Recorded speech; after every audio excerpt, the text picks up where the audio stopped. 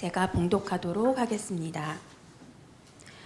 너 인자야, 너의 백성 중 자기 마음대로 예언하는 여자들에게 경고하며 예언하여 이르기를 주 여호와의 말씀에 사람의 영혼을 사냥하려고 손목마다 부적을 꿰어매고 키가 큰 자나 작은 자의 머리를 위하여 수건을 만드는 여자들에게 화 있을진저 너희가 어찌하여 내 백성의 영혼을 사냥하면서 자기를 위하여는 영혼을 살리려 하느냐. 너희가 두어 움큼 보리와 두어 조각 떡을 위하여 나를 내 백성 가운데에서 욕되게 하여 거짓말을 고지 듣는 내 백성에게 너희가 거짓말을 지어내어 죽지 아니할 영혼을 죽이고 살지 못할 영혼을 살리는도다. 그러므로 나 주 여호와가 이같이 말하노라. 너희가 새를 사냥하듯 영혼들을 사냥하는 그 부적을 내가 너희 팔에서 떼어버리고 너희가 새처럼 사냥한 그 영혼들을 놓아주며 또 너희 수건을 찢고 내 백성을 너희 손에서 건지고 다시는 너희 손에 사냥물이 되지 아니하게 하리니 내가 여호와인 줄을 너희가 알리라.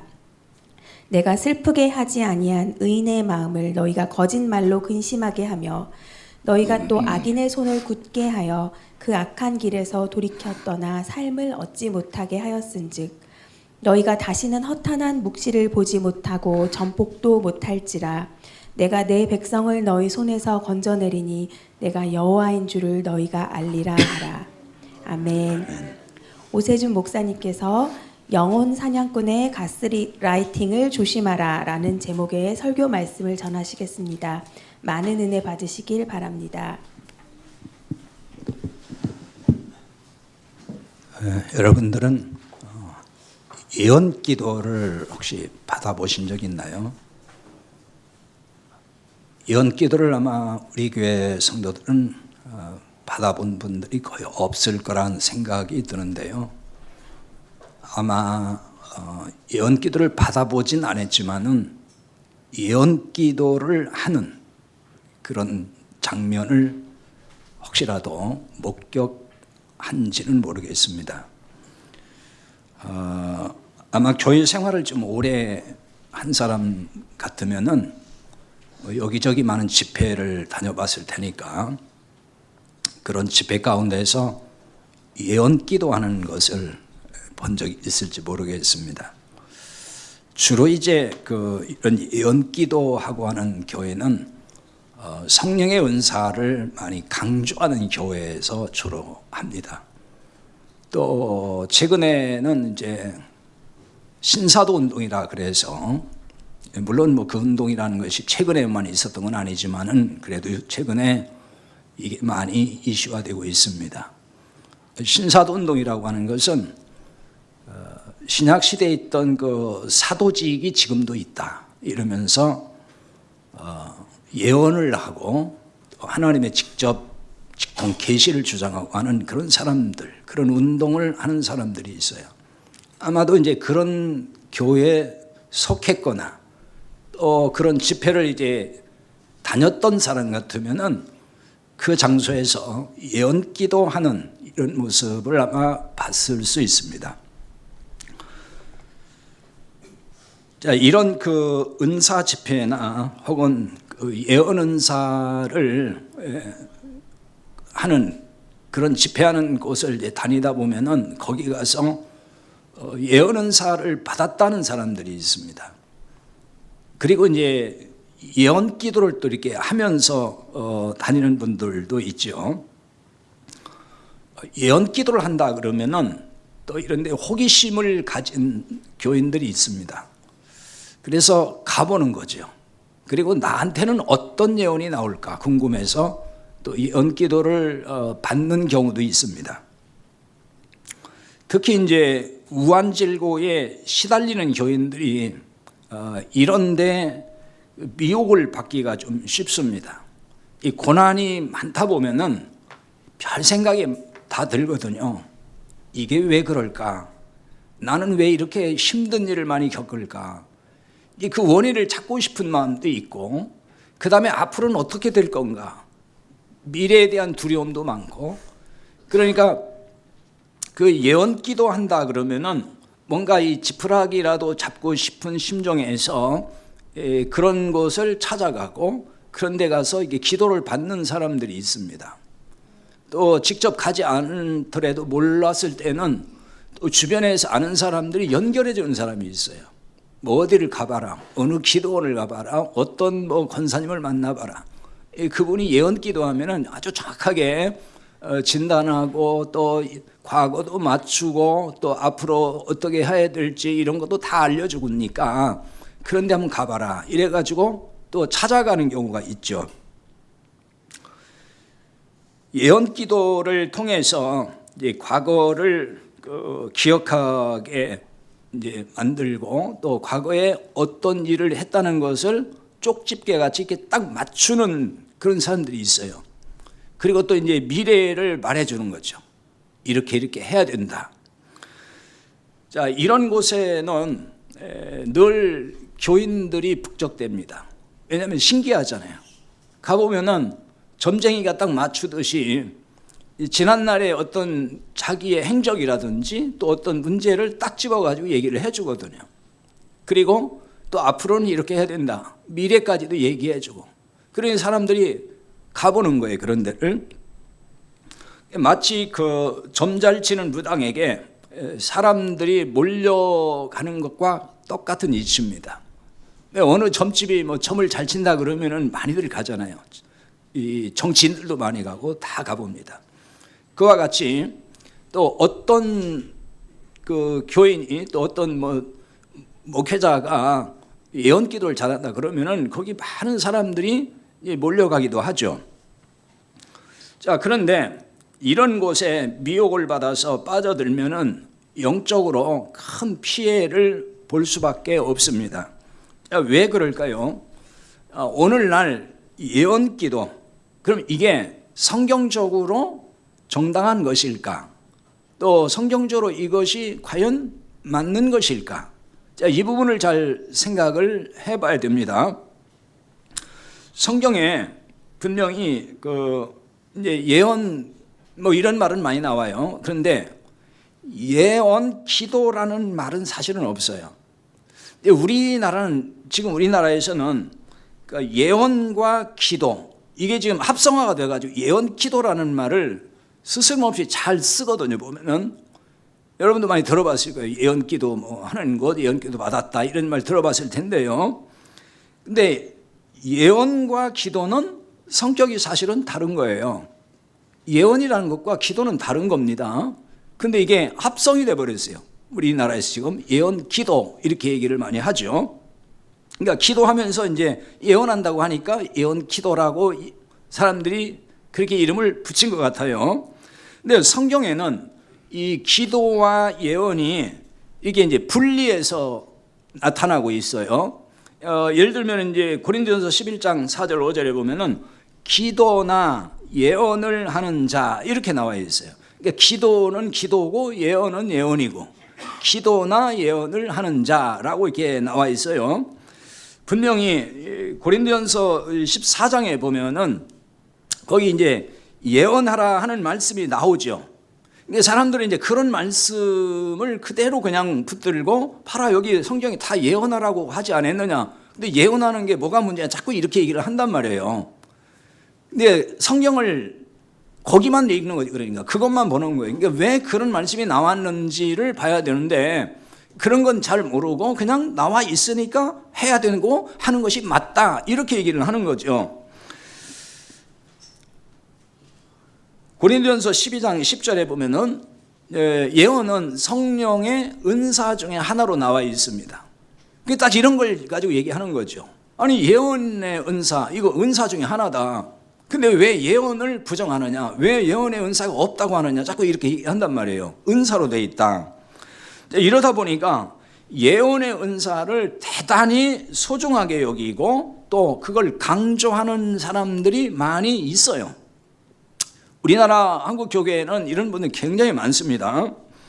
뭐 이 시간에 신약의 뭐 예언의 은사에 대해서 일일이 제가 지금 살펴보거나 설명하려고 하는 건 아니에요. 그 부분은 뭐 따로 다음에 이제 시간이 또 되면은 설명할 기회가 있으면 하겠습니다만은 다만 오늘날 자행되는 이 예언 기도가 자 이게 왜 문제가 되는 건지 그 부분을 좀 앞으로 좀 살펴볼 건데요. 자, 앞서 언급한 대로 기도하면서 예언하는 것은 성경에 없어요. 성경에는 기도와 상관없이 예언하는 사람들이 나오긴 합니다. 그러나 한국교회 만연한 예언과는 다른 것이고, 그것도 우리 한국교회에서 지금 하고 있는 뭐 예언하는 그것과 성경이 말하는 예언과는 또 사실은 다른 거예요. 그것과는 다른 것이고, 또 이거는 오늘 한국교회에서 하고 있는 소위 예언기도, 뭐 예언, 이거는 성경적으로 문제가 있는 거예요. 자, 왜 그런지를 뭐 여러 가지 이제 그 부분의 문제점을 다 이렇게 제가 제시할 수 있는데, 그거 다 하려면 시간이 없으니까 딱 한 가지만 봐도 여러분들이 문제가 있다는 걸 금방 느낄 거예요. 고린도전서 14장 29절에 보면은 예언하는 자는 둘이나 셋이나 말하고 다른 이들은 분별할 것이요, 이렇게 나와 있어요. 그러니까 예언할 때는 혼자 하면 안 되는 거예요. 반드시 둘이나 셋이 해야 되고, 그 다음에 더 중요한 것은 그 예언이 과연 하나님께로부터 온 계시의 말씀인지 분별을 해야 되는 거예요. 분별. 여기 분별하다는 얘기는 이게 법정 용어로 쓰는 거거든요. 이게 디아크리노라는 헬란 말인데, 이거는 원래 의심하다는 말이 있어요. 의심하다, 그런 뜻이에요. 그러니까 이 예언이, 이 사람이 지금 은사 받고 뭐 예언한다고 하는데 과연 이게 하나님의 말씀이 맞는지 의심을 하는 거예요.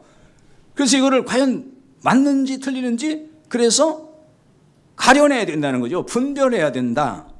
그 분별하라는 거예요. 그런데 여러분, 교회에서, 우리 한국교회에서 지금 예언할 때에 그 예언이 맞는지 틀리는지 분별하는 거 본 적이 있습니까? 저는 본 적이 없어요. 여러분 한번 보시라고요. 예언하고 있어요. 어떤 사람이 하나님 지금 계시 준다고 예언을 해요. 그런데 그게 과연 맞는 건지 틀리는 건지, 두세 사람이 거기 서 있고 그걸 분별하는 사람이 있냐고요. 응? 없어요. 그냥 그 사람 혼자 하는 거예요. 다 그렇게 하고 있어요. 예언 은사 받았다는 사람이 일방적으로 하지 않습니까? 그냥 일방적으로 하는 거예요, 자기가. 응? 하나님께 지금 계시 받았다 그러면서 얘기를 한다고요. 여러 설명 필요 없이 이 한 가지만 봐도 문제가 보이지 않나요? 다른 얘기 할 것도 없어요. 성경대로 해야지, 성경대로 하게 되면은. 근데 그게 아니에요. 혼자 한다니까요, 혼자. 그리고 거기 분별하는 사람 아무도 없어요. 그리고 그 하나님 계시라고 하고 얘기하고 사람들은 아멘으로 받아들인단 말이에요. 예언의 은사는 성경이 완성되기 전까지 필요했던 은사예요. 예언이라는 건 하나님이 주시는 계시의 말씀이잖아요. 그러니까 그 말씀이 완성이 된 거예요. 그게 오늘날 우리가 가지고 있는 성경이라고 그러고, 이걸 정경이라고도 그래요. 여기에 더 필요한 말씀이 있는 게 아니에요. 그러니까 지금 우리가 가지고 있는 성경 외에 더 하나님의 계시의 말씀이 필요하다면 계시가 임하겠죠. 그리고 갖다 붙여야 돼요, 계속. 이게 하나님 말씀이라고. 근데 이게 완성이 되기 때문에 이제는 그런 예언의 은사라는 것은 없는 거예요.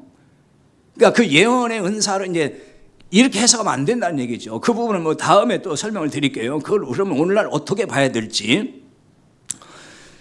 예언 은사 받았다는 사람들이 자꾸 하나님의 계시 받았다, 하나님이 자기한테 말씀한다, 이렇게 얘기를 하는데, 그거는 하나님의 계시의 말씀이 아직도 뭔가 다 이루어지지 아니해서 더 필요하다는 것밖에는 설명이 안 되는 거예요.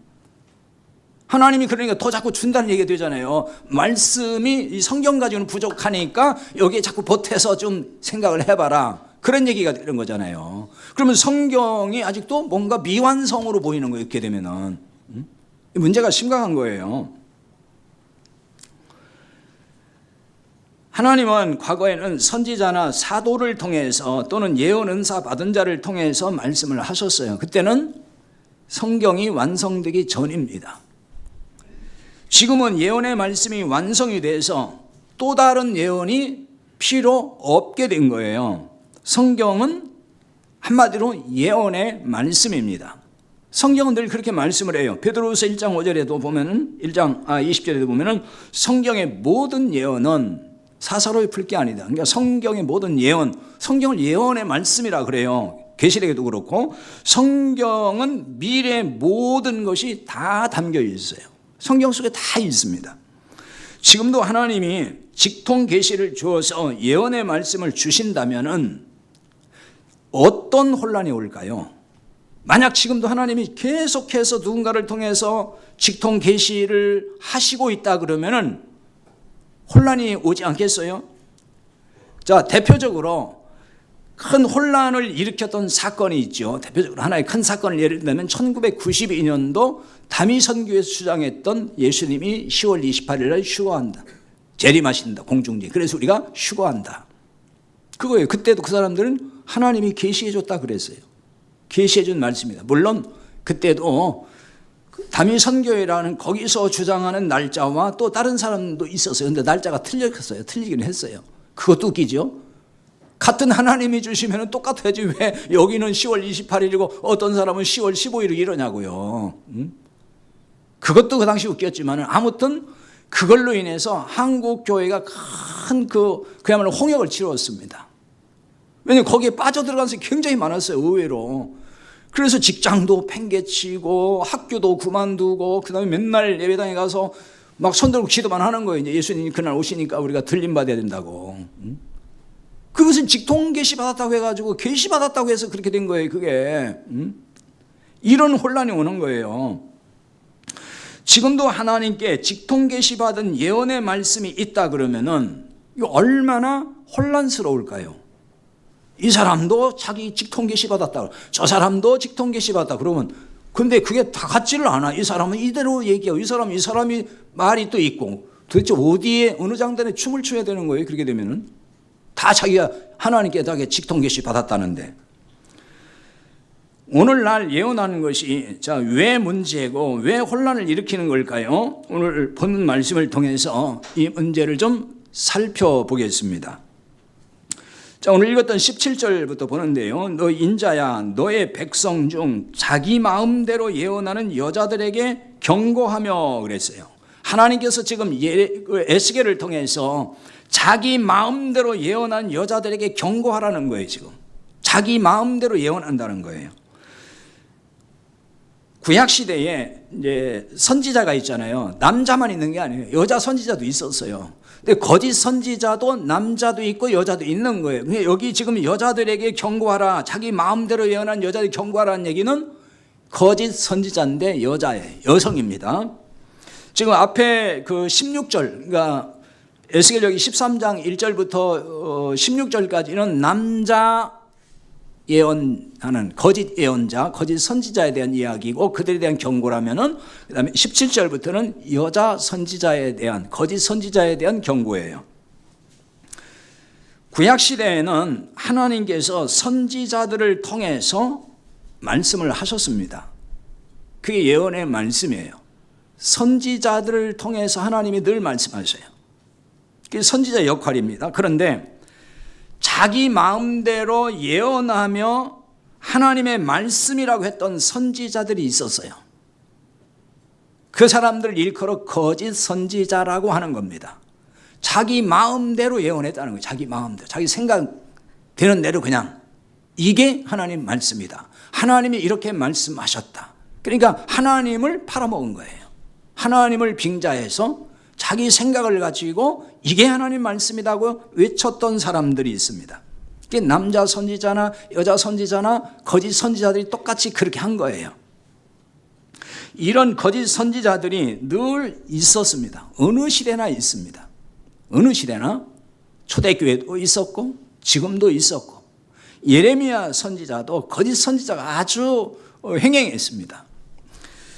예레미야 14장 14절에도 보면은 그래서 이런 말씀을 하고 있어요. 여호와께서 내게 이르시되 선지자들이 내 이름으로 거짓 예언을 하도다.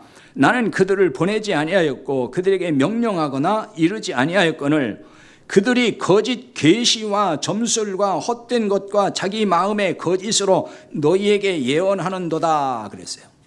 거짓으로 한다는 거예요. 자기 마음으로 헛된 마음을 가지고 전부 그게 하나님 말씀이라고 거짓말인데 그걸 하나님 말씀이라고 얘기한 거예요. 거짓 예언입니다. 다 자기 마음으로 거짓 예언을 했어요. 그걸 새 번역을 통해 보면은 그들의 마음에서 꾸며낸 거짓말 이렇게 번역을 해놨어요. 자기들 욕심에서 나오는 꾸며낸 거짓말인 거예요. 그런데 하나님이 주신 말씀이라고 외쳤던 거죠. 그러나 하나님은 뭐라고 하시죠? 이들을 내가 보낸 적도 없고 이들에게 명령한 적도 없다고 말씀을 하셔요. 하나님과는 상관이 없는 사람들인 거예요. 하물며 지금 시대는 말할 나위가 없는 것입니다. 성경의 예언의 말씀을 다 주셨어요. 성경이 이제 완성이 됐어요. 소위 정경화됐습니다.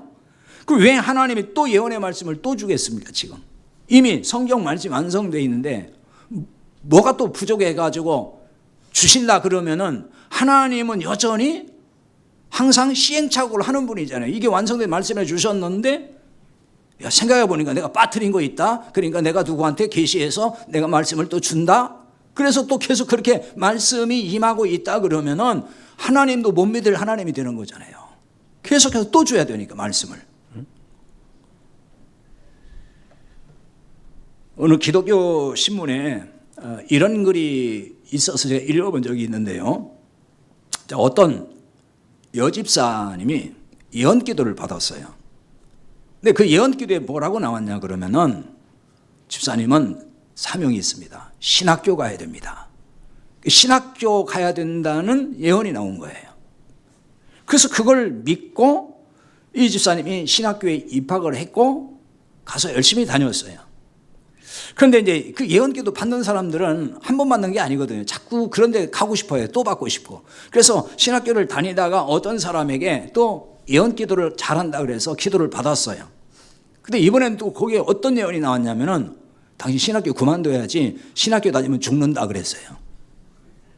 그리고 이 양반이 황당해가지고 깜짝 놀라가지고 아니 하나님이 가라고 해서 왔는데 이 사람도 예언기도 잘한다는 사람인데 이번에는 신학교 다니지 말아야 된다. 다니면 당신 죽는다 이러니까 이게 얼마나 지금 걱정도 되고 황당하기도 하고 당황스러울 거 아닙니까? 그래서 너무나 황당하니까 그럼 또 다른 사람한테 내가 기도를 받아야 되겠구나. 그래가지고 무려 예언 은사 받았다는 6명에게 기도를 받은 거예요. 6명에게 기도를 받았는데 3명은 신학교 다니는 게 하나님 뜻이다 그랬고 3명은 다니는 것이 아니다. 하나님 뜻이 아니다. 다니지 말아야 돼. 이렇게 나와버린 거예요. 3대 3이 됐어요. 그럼 어디다 어느 장단에 춤을 춰야 되는 거죠? 이렇게 되면은 한 번 더 봐야 돼요. 맞아요.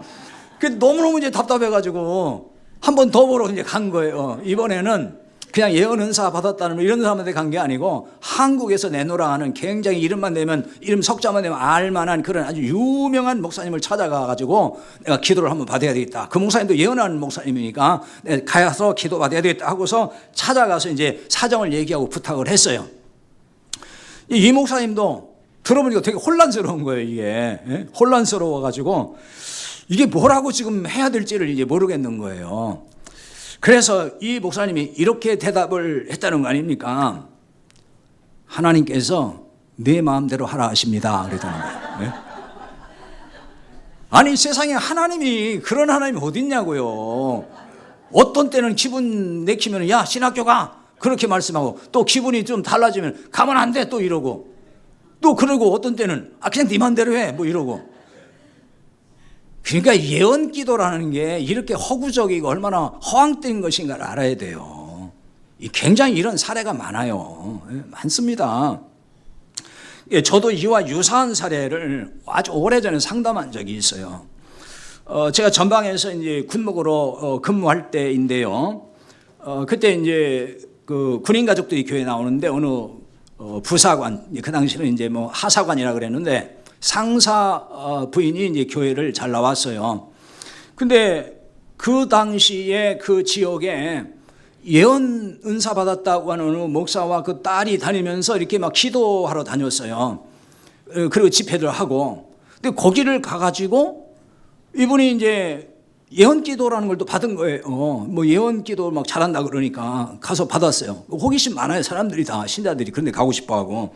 그 받았어요. 그랬더니 이제 그때 뭐라고 또 예언이 나왔냐면은 당신 남편을 제대시켜 가지고 신학교 보내라 또 그런 거예요.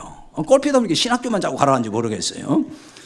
그렇지 않고 순종하지 아니하면은 큰 사고가 나서 다리를 다쳐서 불구자가 될 수 있다. 이렇게 어마어마한 얘기를 이제 한 거예요. 이게 하나님 뜻이라는 거예요. 그러니까 얼마나 또 이게 걱정이 되겠습니까? 막 가슴이 내려앉는 거지. 야, 이거 진짜 제대를 하고 가야 되는 거야, 말아야 되는 거야. 가자니 그것도 문제고 안 가자니 그것도 문제고 뭐 이게 복잡해진 거죠. 그러니까 이제 이분이 이제 저한테 이제 찾아온 거예요. 저한테 찾아와 가지고 이실직고를 한 거죠. 그런데 갔다 왔다고. 제가 야단을 쳤어요. 왜 그런데 쓸데없이 가가지고 이렇게 고민하고 그러냐고. 무슨 신학교냐고.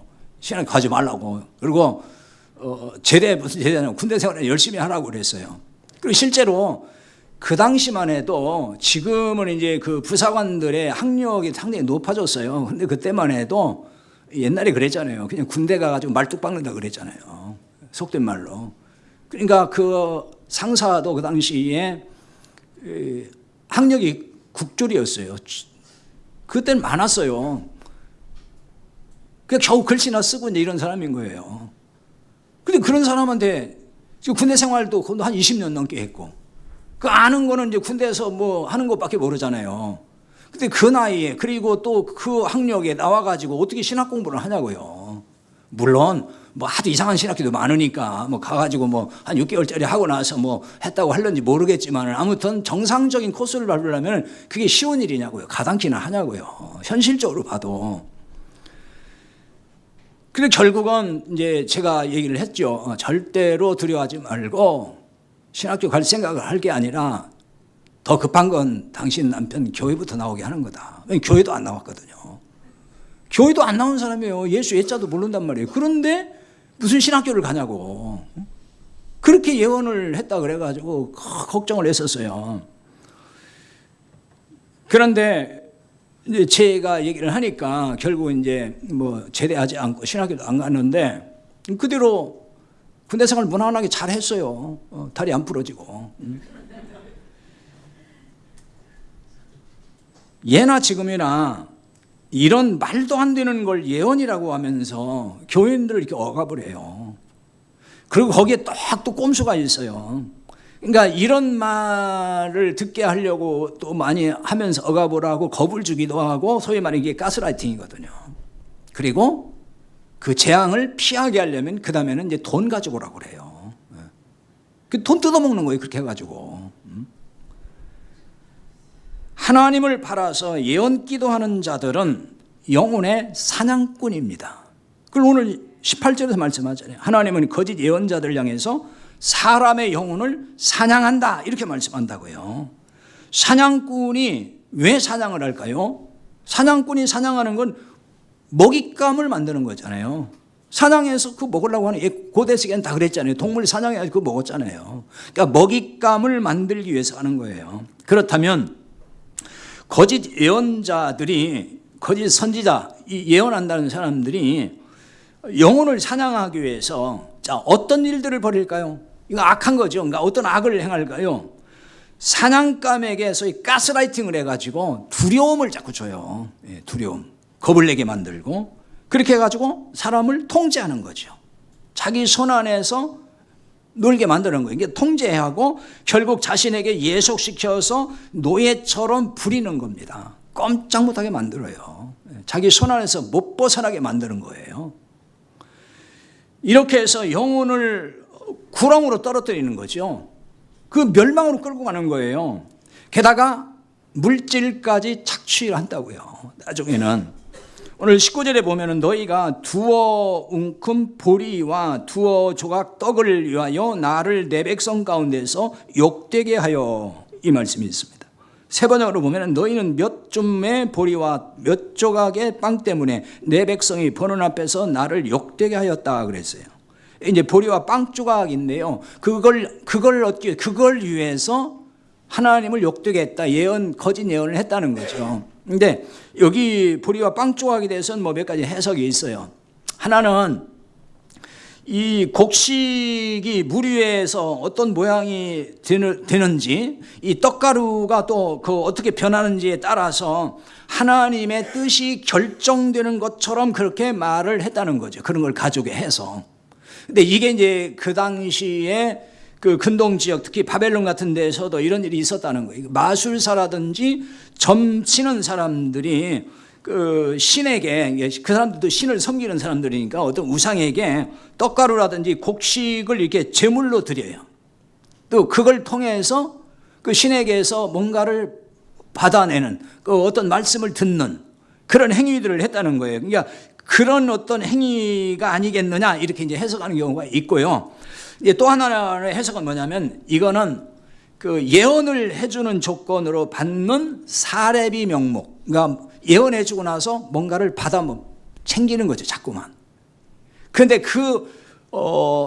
곡식가루, 떡조각, 이런 것까지, 그렇게 치사하게 그런 것까지도 요구하면서 예언을 했다. 그게 바로 하나님을 욕되게 했다. 이렇게 지금 여기서 말씀을 해요. 어느 시대나 보면은 그 예언해주는 사람들이 보면은 그 항상 조건이 있어요, 조건. 뭘 하라 그럽니다. 그리고 지금도 아마 예언기도 받으러 가려면 빈손 들고 갈 수 없어요. 반드시 봉투에다가 두둑이 넣어서 가야 됩니다. 그냥 가면 기도 안 해줘요. 영빨이 안 생겨서 그런지 모르지만은. 자, 어떤 명목이 되었든지 지금 이 거짓 선지자가 있던 이 시대에도 그 물질을 요구한 것이 분명해요. 뭘 자꾸 요구한 거예요. 물질을 받고 점을 치고 예언했다는 말이죠. 어느 시대나 거짓 선지자들의 특징이 뭐냐면 탐욕적입니다. 그래서 항상 그 물질을 요구해요. 금품을 요구한다는 거예요. 어느 시대나 똑같은 것 같아요. 지금도 보면 꼭 그 짓들을 하거든요. 예레미야 6장 13절에 보면 선지자, 제사장들이 탐심을 부렸다, 이런 말씀이 나옵니다. 선지자, 제사장들이 하나님 말씀이라고 사칭을 하고 그렇게 해서 탐심을 채우는 거죠. 예언 기도하는 자들에게 가스라이팅 되면은 시키는 대로 해요. 할 수밖에 없어요, 사람이. 그러니까 물질을 하나님께 바치라는 게 하나님의 뜻이라고 말하면 거부하지를 못해요. 바칩니다. 그러니까 하나님이 요구하는 물질을 바치지 아니할 때에 저주가 말한다고 하는데 거부를 쉽게 하겠습니까? 일반 성도들이 그렇게 쉽게 하기는 어려워요. 굉장히 두렵거든요. 왜냐하면은 보통 그런 사람들은 어떻게 지금 다 이게 인식이 되어 있냐면은 굉장히 영적이고 신령하고, 그래서 하나님과 늘 직통 이렇게 통하는 사람이고 항상 하나님께 계시받는 사람이고 영적으로 굉장한 능력이 있다고 생각을 하거든요. 근데 그런 사람 입에서 뭘 바쳐야 된다, 안 바치면 저주가 임한다, 이런 식으로 나오면은 얼마나 두렵겠습니까? 저 같은 사람이 얘기하면 뻥치지 마 이러겠지만은 별로 이렇게 영적이지 않은 것 같으니까. 근데 그런 사람들은 절대로 그렇게 안 보여요. 엄청나게 신령하게 보이고 말도 그렇게 하고 맨날 뭐 봤다 그러고 그러니까 그 앞에서 주눅이 딱 들어가지고 꼼짝 못 하거든요. 바치라면 바칠 수밖에 없는 거예요. 좀 오래된 얘기이긴 한데요. 우리 교회에서 아니고 다른 교회에서 제가 사역할 때 어느 여집사님이 저에게 이제 이런 상담을 해왔어요. 자신이 알고 있는, 자기가 이제 알고 있는 어느 그 언니같이 따르는 권사님이 있었대요. 자기를 위해서 늘 기도해 준다 그러면서 수시로 연락도 하고 그러는데 어느 날 이제 전화가 왔어요. 전화가 와서 뭐라고 하냐면은, 야, 내가 너희 가정을 놓고서 막 기도를 하는데 하나님 내게 이런 말씀을 주셨다 그러면서 얘기를 하는 거예요. 자기가 어디 선교비를 좀 보내야 되는데 500만 원 필요한데 하나님이 너한테 얘기해서 선교비를 500만 원 달라고 하라고 하더라 그랬던 거예요. 하나님이 그렇게 자기한테 계시해 줬다. 하나님이 그렇게 말씀하니까 네가 순종해야 된다. 내가 만약에 순종하지 아니하면은 내 아들을 하나님이 데려간다고 하더라, 이렇게 얘기를 한 거예요. 하나님이 그렇게 계시해 줬다는 거, 말씀해 줬다는 거예요, 자기한테. 그 당시 그 아들이 돌진 않나 하여튼 한두 살 된 진짜 늦둥이가 하나 있었어요. 근데 그 아들 데려간다 그러니까 가슴이 철렁 내려앉고 얼마나 겁이 나겠습니까? 왜냐하면 자기가 잘 따르는 사람이고 항상 기도를 많이 하는 사람을 알고 있고, 그러니까 기도 많이 하는 사람이니까 영적이라고 생각하잖아요. 그런 사람 입에서 저런 말을 하니까 그냥 가볍게 들을 수 있는 게 아니잖아요. 여러분도 아마 그럴 거예요. 만약에 다 그렇게 그런 상황이 되면요, 다 그렇게 심각하게 들을 수밖에 없어요. 그런 얘기를 하니까 이걸 진짜 믿고 500만 원을 보내야 되는 건지 또 거부를 해야 되는 건지 이제 고민이 되니까 저한테 일단은 상담을 한 거예요. 그래서 제가 그랬어요. 그 사람에게 일전 한 푼도 보내지 말고 그리고 그 사람과 관계를 끊어라 그랬어요. 이건 아니다. 그대로 제 얘기 듣고 딱 끊어버리고 그 아들을 건강하게 잘 컸어요. 아무 일 없이. 이런 엉터리 같은 정말 너무나 말도 안 되는 일을 하는 사람들이 있단 말이에요. 이 정도는 약과예요. 어떤 교인에게는 집을 팔아 바치라고도 한다고요. 근데 그런 사람들이 어떤 교인들에게 달라붙냐면은 좀 이렇게 없어 보이는 사람한테는 달라붙지 않아요. 좀 있어 보이는 사람들. 집 몇 채라도 있고 재산 좀 있어 보이면은요, 달라붙고 이런 거 얘기한다니까요. 내가 하나님 앞에 당신을 위해 날마다 기도하는데 하나님이 당신을 얼마나 사랑하는지 모른다고. 근데 오늘 하나님이 나한테 계시를 주고 말씀해 줬는데 집을 한 채 팔아서 바치라고 했다고. 그럼 뭐라고 하겠어요? 그렇게 믿고 따르는 사람이고 영적이라고 생각을 하고 있는데 그 사람 입에서 하나님이 당신을 사랑해서 이거 바쳐야 된다고 하는데 싫어요 하겠냐고요. 바칠 수밖에 없는 거예요. 그러면은 이런 사람, 이런 수법으로 다가가는 거예요. 그러면서 또 뭐라고 하죠? 바치면은 아주 이번에 큰 복을 받을 것이야. 또 이렇게 한단 말이에요. 그러니까 바칠 수 있는 거거든요. 이런 일들이 한국 교회에서 많이 일어나고 있어요. 19절에 보면은 하나님은 거짓 선지자들을 향해서 이렇게 책망을 하십니다.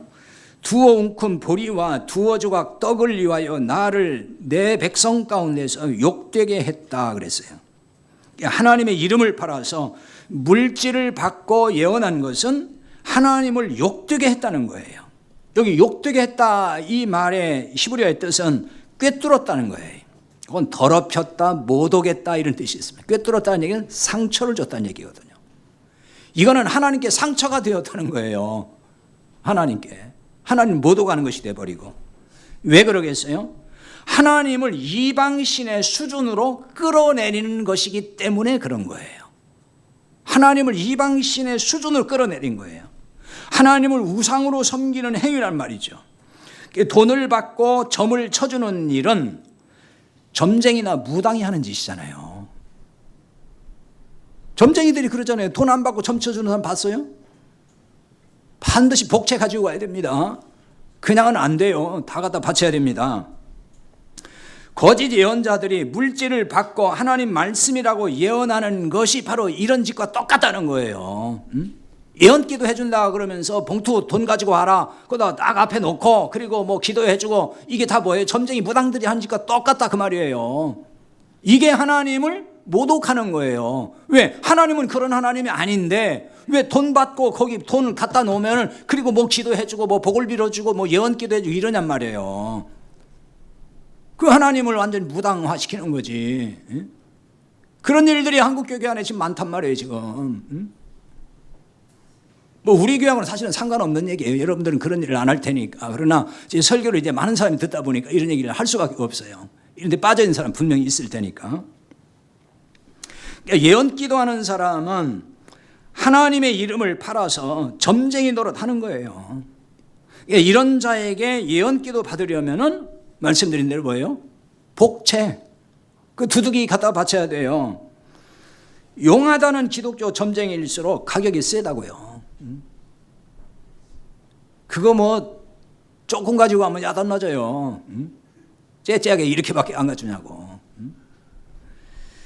돈을 받고 기도해 주는 사람이나 돈을 주고 기도받는 사람이나 이 다르지 않은 거예요. 이게 하나님을 모독하는 일이 다르지 않다 그 말이에요. 똑같은 거예요. 그거는 왜냐하면 은혜 하나님이잖아요.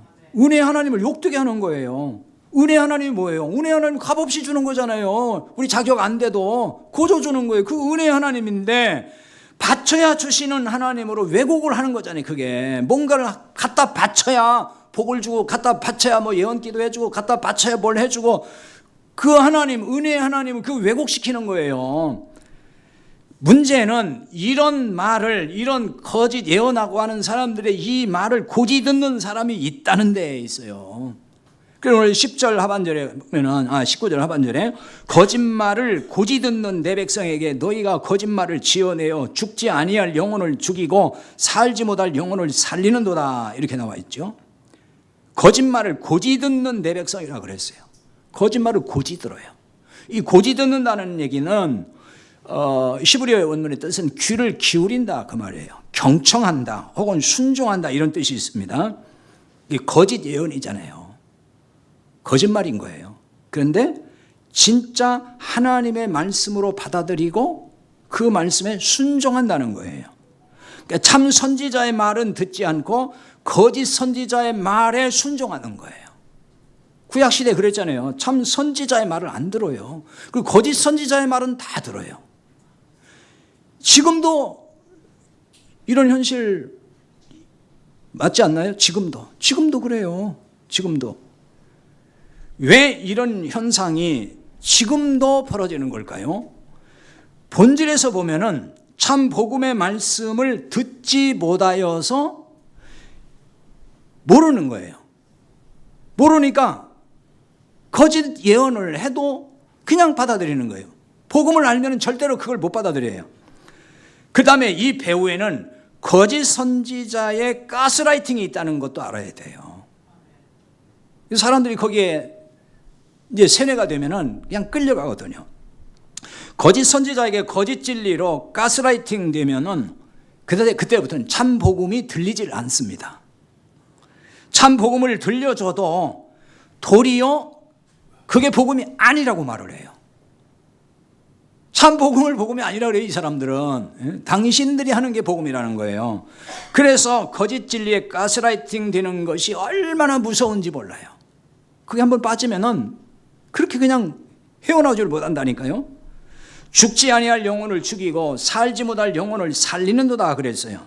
거짓 선지자가 이렇게 한다는 거죠. 여기 이제 살지 못할 영혼을 살린다는 얘기는 이 거짓 선지자들 그 자체를 말하는 거예요. 거짓 선지자들이 앞으로 더 기승을 부린다. 그 얘기를 하는 겁니다. 살지 못할 영혼을 살린다는 게 그거예요. 악이 더 살아나는 걸 말하는 것입니다. 자, 죽지 아니할 영혼을 죽인다. 이 말은 22절을 통해서 이해하면 좀 쉬워지는데요. 22절에 보면 이런 말씀이 있어요. 내가 슬프게 하지 아니한 의인의 마음을 너희가 거짓말을 근심하게 하며 거짓말로 근심하게 하며 이 슬프게 하지 아니한 그래 슬프다 하는 얘기는 원문에서 이 말은 아프다 하는 뜻이에요. 아프다. 고통이 있다. 하나님이 악이 의인의 마음을 아프게 하지 아니했다는 거예요. 하나님이 의인의 마음, 의인이 누구겠어요? 구원받은 하나님의 백성, 그 의인이에요. 그런 사람, 하나님의 자녀들을 하나님이 아프게 하지 않아요. 마음을 슬프게 하지 않아요. 그런데 거짓 예언자들이 거짓 예언으로 하나님의 자녀들을 근심케 한다. 아프게 하고 슬프게 한다는 거예요. 근데 여기 근심한다는 말은 이게 그 동사인데 위협한다는 뜻이에요. 겁을 먹게 만든다. 그런 뜻입니다. 저도 거짓 예언하는 여자에게 아까 그 어떤 그 전방에 있었던 얘기 했잖아요. 바로 그때 그때 여자 그 예언 기도했던 여자인데 그 여자에게 제가 위협받은 경험이 있어요. 저도 목사까지 위협을 하더라니까요. 그때 제가 이제 그 부대교회에서 이제 근무를 했는데 근데 연대장이 교회를 참 잘 나오는 분이었어요. 근데 이분이 그 예언 기도하는데 쏙 빠져버렸어요. 그래서 그 예언 기도하는 그 목사를 그 당시 유명한 그 전국적으로 굉장히 유명했어요. 그분이 알고 봤더니. 근데 그 목사를 부흥이 강사로 초청을 해가지고 하자는 거예요. 그래서 제가 반대를 했어요. 반대했더니 그 얘기가 들어간 거예요. 우리 목사가 반대한다. 그러니까 어느 날 한 번은 그 부흥사의 이제 딸이 주로 예언 기도를 하고 다녀요. 그 딸이. 근데 그 딸이 찾아왔어요. 찾아와가지고 저한테 뭐라고 하냐면은 제가 목사님을 위해서 간절히 기도를 했습니다. 여기까지는 좋아요. 기도했다니까. 근데 기도를 했는데 하나님께서 저에게 환상을 계시를 보여주셨습니다. 근데 목사님 집으로 큰 구렁이가 들어가는 걸 봤습니다. 그래서 이거는 하나님이 목사님에게 주시는 경고입니다. 조심해야 됩니다. 잘못하면 목사님이 큰 변을 당할 수가 있습니다. 뭐 이런 식인 거예요. 그러니까 저를 위협하는 거잖아요. 자기들이 부흥하는 거 반대한다 그래가지고 협박 아닌 협박이죠.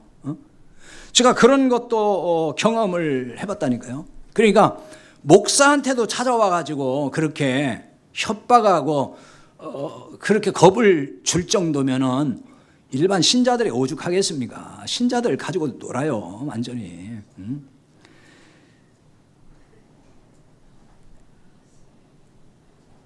예언 기도하는 자들이 이런 식으로 가스라이팅 한다니까요. 항상 그 겁을 먹게 만들어요. 자기 말을 듣게 하는 거지, 그렇게 해서. 항상 뭐 봤다 그래. 하나님이 뭘 보였다 그러고, 하나님이 계시했다 그러고. 그리고 얘기하니까, 그러면 잘 모르는 사람들은 그런 그 말을 믿는 거잖아요. 모르니까. 그 사람 봤다는데 뭐라고 하겠어요. 그리고 거짓 예언자들은, 거짓 선지자들은 악인의 손을 굳게 한다 그랬습니다. 22절 하반절에 보면 너희가 또 악인의 손을 굳게 하여 이렇게 나와 있습니다. 이 굳게 한다는 말은 강화시킨다 그런 뜻이에요. 선지자는 악인을 악에서 떠나게 해야 되잖아요. 그게 참 선지자잖아요. 악인을 악에서 떠나게 만들어줘야 돼요. 말씀을 통해서. 근데 악인을 더 강화시킨다는 거예요. 그래서 그 악한 길에서 돌이켜 떠나 삶을 그 생명을 얻지 못하게 한다. 그 악한 길에 돌이켜 떠나 삶을 얻지 못하게 하였은즉 그랬어요. 악한 길에서 돌이키지 못하게 만들어서 생명을 결국은 죽게 만든다. 그 영혼을 파멸로 끌고 간다는 거예요. 거짓 선지자가 어떻게 예언을 했기 때문에 그럴까요? 본문 앞에 오늘 16절에 보면 이렇게 나와 있죠. 이들은 예루살렘에 대하여 예언하기를 평강이 없으나 평강의 묵시를 보았다 하는 이스라엘의 선지자들이니라. 주 여호와의 말씀이니라 그랬어요. 이게 무슨 말씀이냐면요. 예루살렘이 그 당시에 이제 멸망하게 되어 있어요. 심판을 받게 되어 있어요. 참 선지자들은 그거 외쳤어요. 그런데 거짓 선지자들은 뭐라고 했냐면은 나는 평강의 묵시를 받았다. 평강의 계시를 받았다. 예루살렘은 절대 망하지 않는다. 심판이 없다. 이렇게 거꾸로 얘기를 한 거예요. 그러니까 그 말을 백성들이 들을 때 기분이 좋잖아요. 참 선지자는 당신들 멸망할 거야. 심판이야. 그러면 그 말 들으면 누가 기분 좋겠어요? 막 화를 내고 막 그러는 거죠. 그러니까 참 선지자는 막 선지자에게 화를 내고 막 욕을 하고 막 때리고 막 이런단 말이에요. 그런데 거짓 선지자들은 절대로 불편한 얘기 안 해요. 다 듣기 좋은 얘기만 계속 하는 거예요. 그 얘기를 하는 거예요. 평강이 없으나 평강의 묵시를 보았다. 거짓 선지자들이 백성들 듣기에 아주 좋은 말만 했다는 거죠. 왜 이렇게 듣기 좋은 말만 하는 것일까요? 이 백성들이요, 무엇을 듣고 싶어 하는지, 그들의 심리가 무엇인지 이걸 꿰뚫고 있는 거예요. 선지자들이, 거짓 선지자들이 그거 아는 거예요. 설교자들도 마찬가지거든요. 설교자들이 바보가 아닌 이상 그 교인들이, 설교를 듣는 성도들이 무엇을 원하고 있고 뭘 좋아하고 있고 어떤 건 듣기 싫어하고 이런 거 다 알아요. 그거 왜 모르겠어요. 저도 다 압니다. 어떤 말을 하면 좋아할 것이고 어떤 말은 싫어할 것이 다 알아요. 이거 다 파악하고 있는 거거든요. 그 욕구를 아는 거죠. 그런데 그러니까 거짓 예언하고 또 거짓 목회자들도 그걸 다 알기 때문에 교인들이 좋아할 어떤 이야기를 다 아니까 교인들의 그 심리와 그렇게 요구하는 교인들과 야합하게 되는 거예요. 이사야 30장 10절에 보면 이런 말씀이 있어요. 그들이 선견자들에게 이르기를 선견하지 말라. 선견자들이 이르기를 우리에게 바른 걸 보이지 말라. 우리에게 부드러운 말을 하라. 거짓된 걸 보이라. 이런 말씀이 있어요. 자세한 설명은 하지 않겠습니다. 선견자라고 그랬는데 선지자라고 그렇게 보셔도 돼요. 백성들이 예언하는 자들에게 뭐라고 지금 요구했냐 그러면 우리에게 부드러운 말을 좀 하라. 그렇게 요구했다는 거예요. 그 부드럽다는 얘기는 이게 무슨 얘기냐면은 어떤 뜻이냐면 매끄럽다는 말이에요. 그래서 이게 아첨한다는 말로도 쓰는 말입니다. 좀 우리가 듣기에 편하고 우리 듣기에 아주 기분 좋은 이런 얘기 좀 하라는 거예요. 왜 그렇게 당신들은 말이지 맨날 죄 얘기하고 회개하라 그러고 심판을 얘기하고 그거 아주 듣기에도 거북스러운 얘기만 하느냐. 좀 매끄럽게 아주 재밌는 얘기 못 하느냐. 이 얘기인 거거든요. 불편한 얘기 하지 말라는 거예요.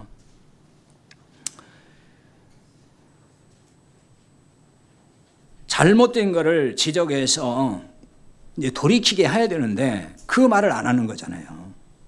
그 대신 비유나 맞추는 말을 좋아해요. 자, 그렇게 되면은 그런 사람들이 깨닫고 돌이킬 수가 있어요? 돌이킬 수가 없잖아요. 항상 당신들 괜찮아요, 잘하고 있어요, 문제 없어요, 하나님 복 줄 거예요 그러면은 자기들이 그런 사람인 줄 알 거 아니에요. 잘 믿는다 그러면은 진짜 자기가 잘 믿는 줄로 알 거 아니에요. 그러면 자기들이 잘못 믿는 거에서 돌이킬 수가 없는 거죠. 왜? 잘 믿고 있다고 생각하니까. 근데 잘못 믿는 걸 자꾸 얘기하고 지적하면은 듣기 싫죠. 나는 지금 잘 믿는다고 생각하는데 왜 자꾸 맨날 잘못 믿는다고 얘기하는 거야? 기분 나쁘단 말이에요. 잘못을 모르면은 그게 진리인 줄 알고 그걸 붙들고 가요. 그러면 그게 파멸로 가는 거예요. 한국 교회의 문제점을 지적하면은 그 왜 맨날 문제를 얘기하고 비판하느냐 이러면서 거부감을 보이는 분들이 있어요. 실제로 많습니다. 아마 이들은 교회 좋은 점만 말하고 교인들을 그냥 죽여 세우는 설교하면 아마 굉장히 좋아하겠죠. 그러나 이런 점은 환자를 보고 괜찮다고 그냥 좋은 말만 하는 의사와 똑같은 거예요. 중환자를 보고서 의사가 괜찮아요, 아주 건강 좋습니다, 100세 살 거예요 뭐 이러면은 그게 무슨 의사냐고요. 잘못된 거 얘기해 줘야지 고치도록. 누가복음 6장 26절에 보면은 이런 말씀이 있어요. 모든 사람이 너희를 칭찬하면 화가 있도다. 그들의 조상들이 거짓 선지자들에게 이와 같이 하였느니라 그랬어요. 이 무슨 말씀일까요? 거짓 선지자들은 모든 사람에게 칭찬받았다는 말씀이에요. 거짓 선지자들이 모든 사람에게 칭찬받았어요. 왜 칭찬받았을까요? 대중이 좋아할 말만 하니까요. 대중이 좋아하는 거죠, 다. 모든 사람이. 거부감이 드는 말 하나도 안 하고 그냥 다 좋은 얘기만 하니까 다 좋아하는 거예요. 이야, 정말 멋있어, 설교 잘해, 정말 훌륭해, 다 그런 거잖아요. 그게 거짓 선지자였다는 거예요. 모든 사람에게 그런데 칭찬받으면 화가 있다, 예수님 그랬어요. 참 복음을 전하면 어느 시대나 대중적 인기를 얻을 수가 없습니다. 절대로 얻을 수가 없어요. 한국 교계에 노련한 영혼 사냥꾼이 많습니다. 이들의 대부분은 대중적 인기를 얻고 있다는 데 특징이 있어요. 굉장한 인기가 있죠. 그러니까 아무리 대중적 인기를 얻은 목회자나 설교자라고 해도 참 복음을 전하지 않는다, 참 복음이 빠져 있다, 그러면 그 사람들은 영혼 사냥꾼에 불과한 거예요.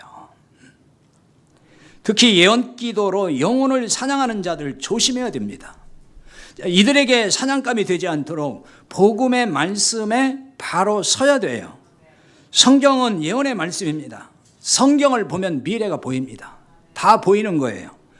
여러분의 미래를 알고 싶으면 성경을 보세요. 성경을 탐구하고 복음을 깨달아야 돼요. 그러면 보이기 시작할 겁니다. 참 복음을 깨닫게 되면은 개인적인 미래가 궁금하지 않아요, 사실은. 뭐가 자꾸 궁금합니까? 내일 일이.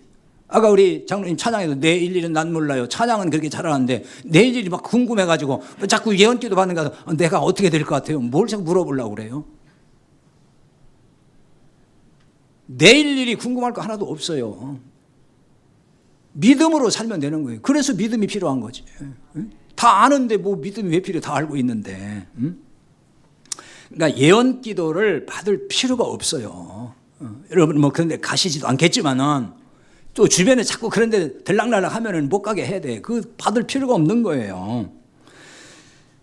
자, 우리는 구원받은 사람은 왜 이게 필요 없냐면은 우리는 주님과 연합한 사람이잖아요. 그럼 주님과 연합하여 우리가 지금 살고 있어요. 그럼 행복해요, 불행해요? 그게 행복한 거죠. 그럼 뭐 미래가 뭐가 궁금해요? 미래가 궁금한 사람은 왜 그러겠어요? 불안해서 그러는 거잖아요. 지금 불안해서. 불안하다는 것은 믿음이 없다는 얘기가 되는 것이고, 주님과 나와 지금 동떨어져 있다는 얘기가 되는 거예요. 주님과 나가 연합이 된다면 왜 뭐가 불안한 거예요 도대체? 주님이 내 안에 계시, 내가 주님 안에 있는데 불안할 게 아무것도 없어요. 평안해야 되죠. 그 예언기도가 왜 필요해요? 그럴 때 하나님의 인도하심을 믿는 거지. 하나님은 구원받은 하나님의 사람을 가장 선한 길로, 가장 복된 길로 인도하시는 거예요. 우리 주님 안에 있잖아요. 그게 뭐가 문제가 되는 거냐고요. 그러니까 우리는 주님이 인도하시는 대로 따라가면은 가장 복된 인생으로 살아가는 거예요. 이런 믿음으로 행복한 이런 인생길이 될 수 있기를 바랍니다. 기도하겠습니다. 자, 오늘 말